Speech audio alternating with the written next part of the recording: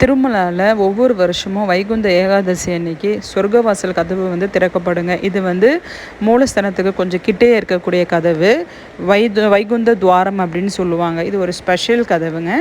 இது வழியாக அன்னைக்கு மாத்திரம் ஏகாதசி அன்னைக்கு மாத்திரம் பக்தர்கள் வந்து சாமியை கும்பிட்றதுக்கு அனுமதிக்கப்படுவாங்க. இது வழியாக உள்ளே போயிட்டு சாமியை வந்து கொஞ்சம் கிட்ட இருந்தே வந்து தரிசனம் பார்க்கலாம்.